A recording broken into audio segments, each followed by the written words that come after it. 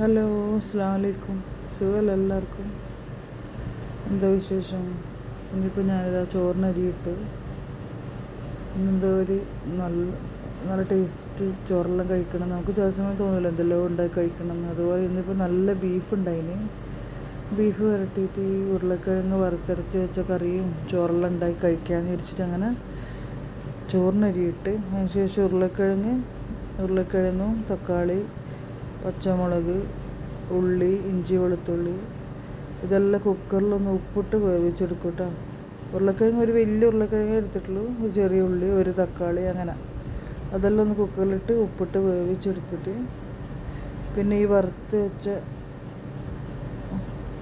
തേങ്ങ കുറച്ച് എണ്ണ ഒഴിച്ചിട്ട് തേങ്ങയിൽ കറിവേപ്പില, ഉള്ളി, പിന്നെ കുറച്ച് മുളക് പൊടിയും മല്ലിപ്പൊടിയും കുറച്ച് കുരുമുളക് പൊടിയിലിട്ട് നന്നായിട്ടൊന്ന് വറുത്തെടുത്തിട്ടുണ്ട്. അതൊന്ന് പേസ്റ്റാക്കി അരച്ചെടുത്തിട്ട് ഈ ഉരുളക്കിഴങ്ങ് വെന്തയിലേക്ക് ഒഴിക്കും. അടിപൊളി കറിയാണ് കേട്ടോ. ട്രൈ ചെയ്യാത്തവരുണ്ടെങ്കിൽ ഒന്ന് ട്രൈ ചെയ്ത് നോക്കണം. നിർബന്ധമായിട്ട് ചെയ്ത് നോക്കട്ടെ. ഈസി കറിയാണ്, അധികം ചിലവില്ലാത്ത കറിയാണ്, എന്നാൽ ഭയങ്കര ടേസ്റ്റാണ് കേട്ടോ.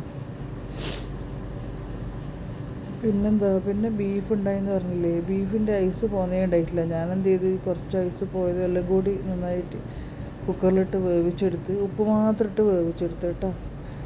എന്നിട്ട് പിന്നെ ഒരു പാത്രത്തിൽ കുറച്ച്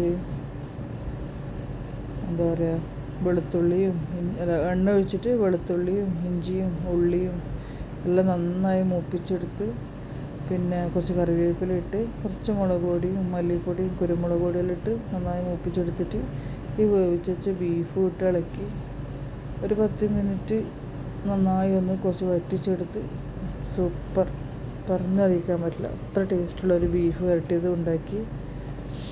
അങ്ങനെ ഇന്നത്തെ ലഞ്ച് അടിപൊളിയാക്കി കേട്ടോ. എന്തായാലും വീഡിയോ ആദ്യമായിട്ട് കാണുന്നവരൊന്ന് സപ്പോർട്ട് ചെയ്യണേ. ആദ്യമായിട്ട് കാണുന്നവർ സബ്സ്ക്രൈബ് ചെയ്യണം, ലൈക്ക് ചെയ്തിട്ട് എന്തെങ്കിലുമൊക്കെ ഒരു എന്താ പറയുക കമൻറ്റ് ചെയ്യണം. ഒരു ഇമോജിയെങ്കിലും ഒന്ന് കമൻറ്റ് ഇട്ട് സപ്പോർട്ട് ചെയ്യണേ. ഇൻഷാ അല്ലാഹ് വീണ്ടും കാണാം കേട്ടോ.